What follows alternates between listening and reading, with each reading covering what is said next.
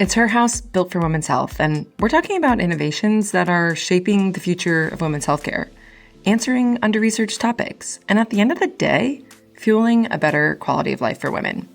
I'm Melissa D'Elia, and after years of frustration, venting to my mom, and trading horror stories with friends, I'm so excited to see awareness and investment actually transforming how our bodies are understood, how we're diagnosed, and how women are cared for. In each episode, we share stories from real women like you, your mom, your sister, friends, and we interview experts who are tackling women's health challenges head on. When I was in my early 60s, I started having severe pain intermittently in my stomach area. I had always had various aspects of pain, but it became so severe that it was not my quote unquote norm. And I ended up in 2 instances in the emergency room where the pain was so severe and had lasted for, like hours. It was evident something was going on. First time I ended up in the emergency room, they asked me a couple questions and ended up doing an ultrasound to look at my gallbladder. And they said, well, your gallbladder it just doesn't look all perfect. Well, you can just go see a surgeon. Spoke to the surgeon. He said, well, let's just take it out. And I said, well, should we coordinate with the gastro person? No, we'll just take it out. That's definitely your issue. Took it out a month after having my gallbladder removed, which, yes, it is a known surgery, very common, but it is still a surgery. I had the same pain, ended up in the emergency room, had the surgeon come in. Oh, I think you just may have eaten something. You have a bowel blockage. What did you eat? Nothing unusual, Mr. Surgeon. Well, it's just something that I think it'll pass. Should I go see a gastro person? No, I think it was just an anomaly. Nothing. I, at that point, said, because this had been going on and off for several years, had talked to my general practitioner about it, and she said, well, you've always had stomach issues. Ended up making an appointment with the gastro person, advocated for myself, went in and explained my situation. The suggestion was, let's do an endoscopy, see what we find, which they did. And lo and behold, cancer was found. If I had not advocated for myself, I would have not known that I had cancer for that much longer. So do I think that because I was an older woman, that I was not listened to as acutely or taken seriously? Yes, I do. Unfortunately, I think many women can relate to the story we just heard, personally, or maybe it's someone in their family. And it gets me mad thinking about those situations where women are not taken seriously, where they're not listened to, or where there just aren't available options. I actually had someone I met recently tell me she had to bring her boyfriend into her appointments just to validate the pain she was dealing with. And as mentioned by the woman in this episode's story, those situations make it even more critical to feel confident about advocating for yourself, and candidly, for all of the women that you love. While it is a fact, as we're talking about, that research on women's bodies has lagged behind, our intuition, it doesn't let us down.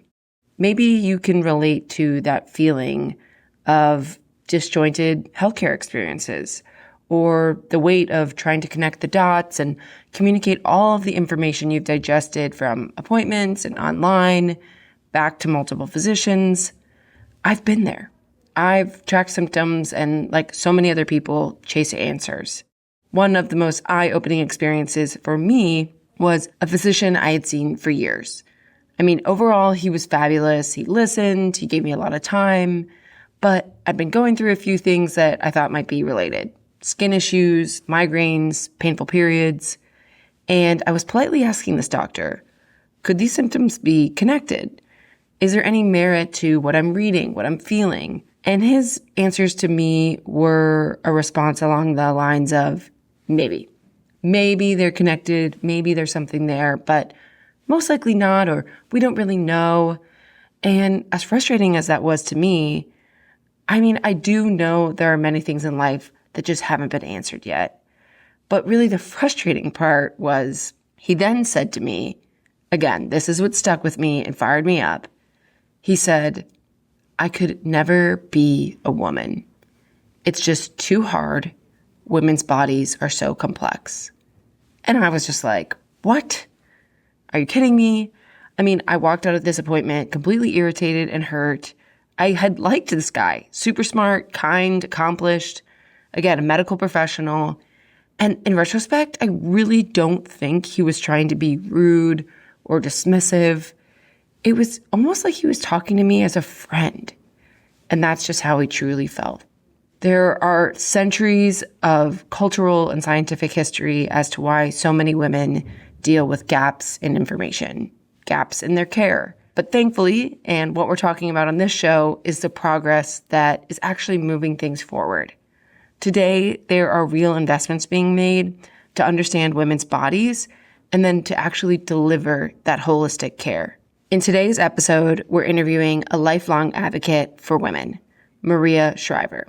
Among many endeavors, she is currently Chief Visionary and Strategic Advisor for the Cleveland Clinic's Women's Comprehensive Health and Research Center. The Cleveland Clinic, if you aren't familiar, is a leading healthcare institution, and they've created this state-of-the-art organization to centralize developments and really focus on empowering women to navigate their entire health journey. At the center, women can access providers from all different specialties in one place, whether that's in person or via telehealth. And again, getting that personalized care. Your body changes as you move through your 40s, your 50s, your 60s. And for me, at this point in my life, those bodies are my mom, they're my aunts, and so many other women that I love in my life. But before I know it, it'll be me, my sister, my cousins, friends, and our daughters. As my doctor reminded me, our bodies are complex. Maria has led a life-spanning public service, journalism, celebrity, and she really continues to leverage her influence and passion in committing to advancing healthcare for women. If you're not familiar with her story, I'd encourage you to call your mom, your grandmother, your aunt, your mentor, rather than looking her up. Share this episode with them. Say thank you, because these women are paving the way for the future of our quality of life, and we can't thank them enough.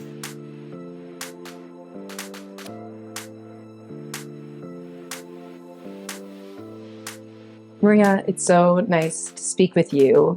On the show, we focus on celebrating innovations in women's health. Mm-hmm. Health is also about quality of life. You are living a big, beautiful life, and you recently published a book called I Am Maria. So I figured I'd let you introduce who is Maria.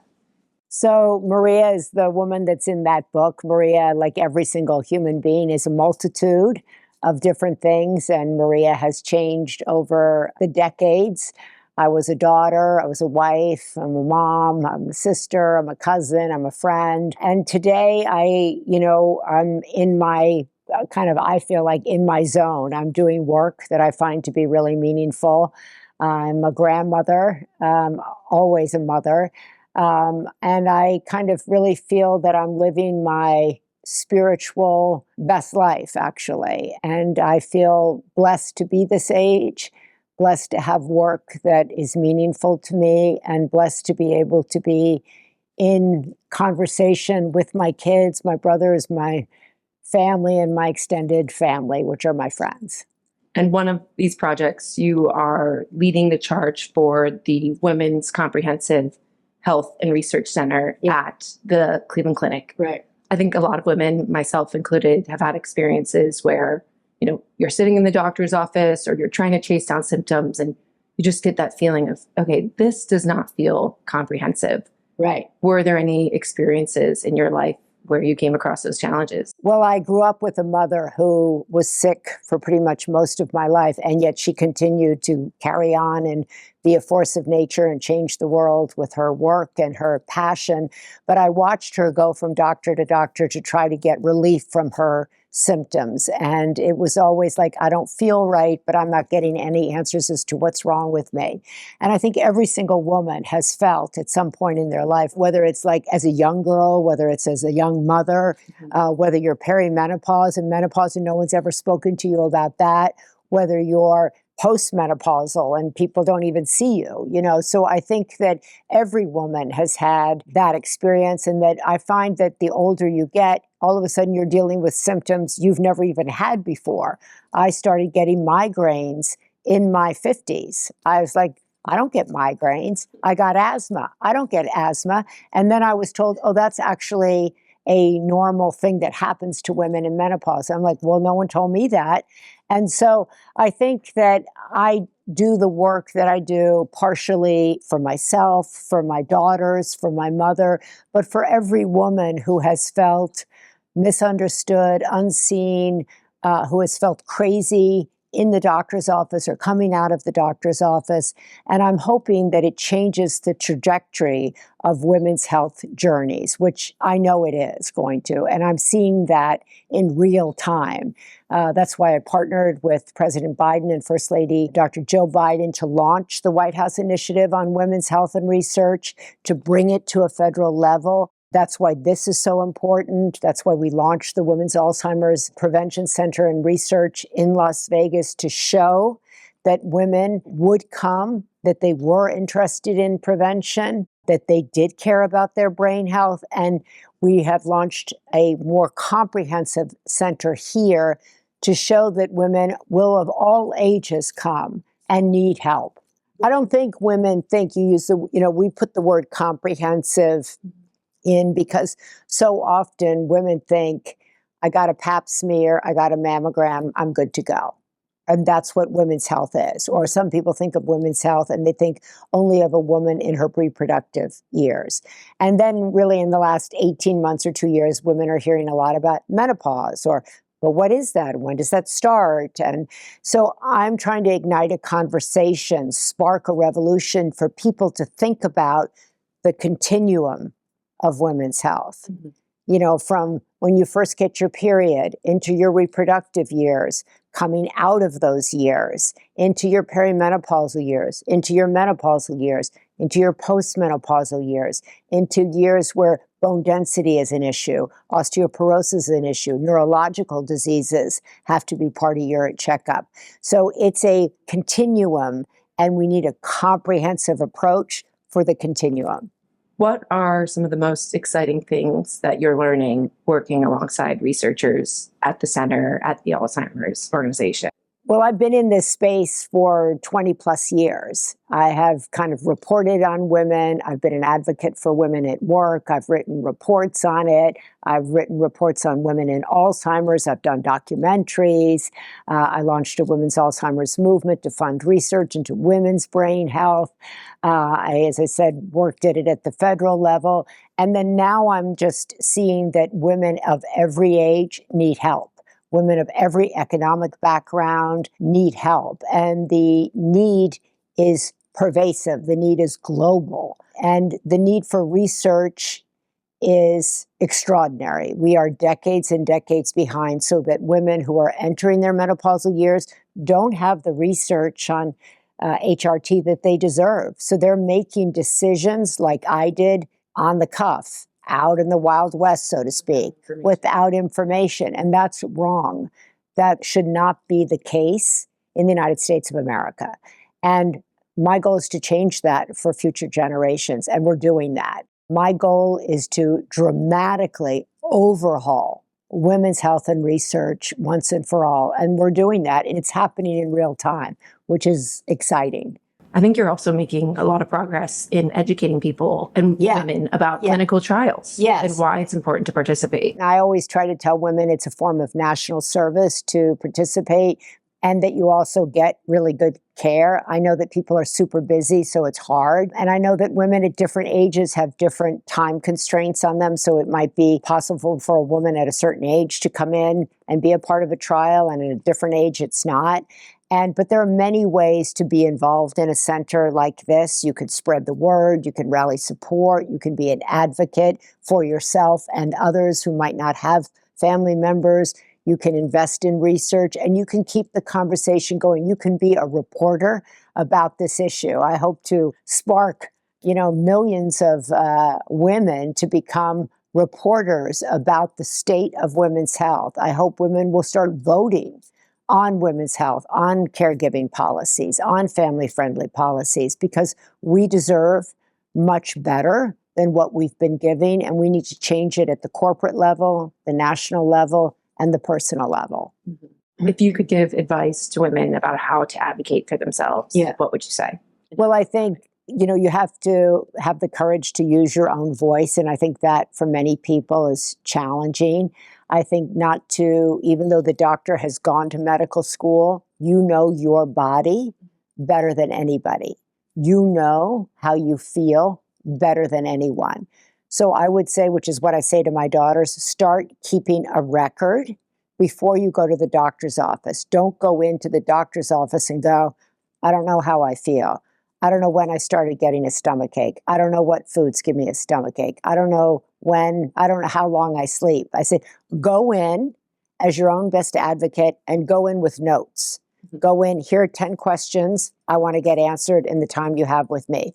Here's what I'm experiencing. I've written it down. I notice that when I have a drink, I have a stomach ache. I notice when I eat this kind of food. What does that tell you? I might be lactose intolerant. I might be this. I might be that. So be a partner, but come in with notes, come in with material, and then go out with answers. We talk a lot about technology when we're speaking about innovation, but I think you bring up a great point, and it's in your book. Writing is a tool that's been around, but can be very effective in all mediums. Yeah, so write it in your notes, write it in your notebook, but go in and don't be a passive person just sitting there going, I don't know, because you do know. My last comment is, I think all the work that you're doing is really helping adult women. I'm excited to see some of that, bring down to their daughters. I think young women, as they're navigating the challenges of growing up, they're also navigating challenges of their bodies that weren't traditionally spoken about. Yeah, and I think we have to advocate, as I said, whether it's a physical thing, whether it's emotional, whether it's anxiety, whether it's mental health challenges. This is all, when I talk about comprehensive health, depression, mental health, cognitive health, anxiety, all of these things, OCD, cutting, all of these issues are health issues. Financial health is a health issue, right? Stress is a health issue. And also be supportive of our sisters, and I mean that globally, largely, and their journeys. And don't judge just because it didn't happen to me doesn't mean it's not happening to them. More of a reason to talk about it. Yeah. Thank you so much for joining. It was a pleasure speaking with you. Thank you so much.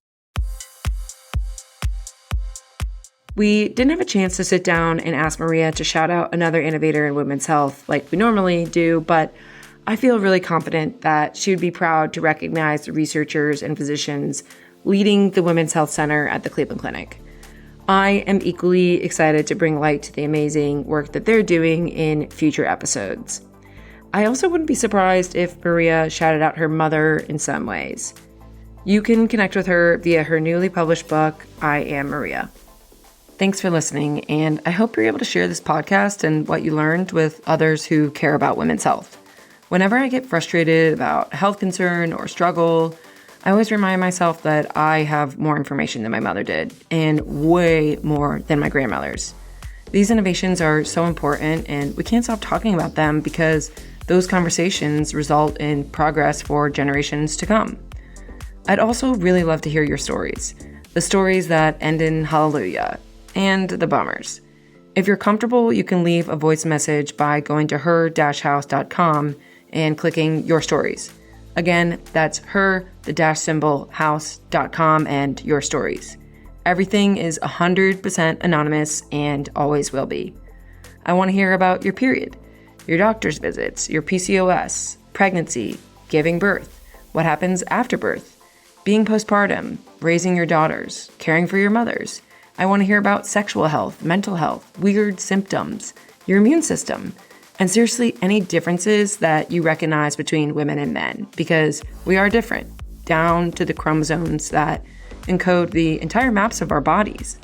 People are researching these topics, and we're going to find them.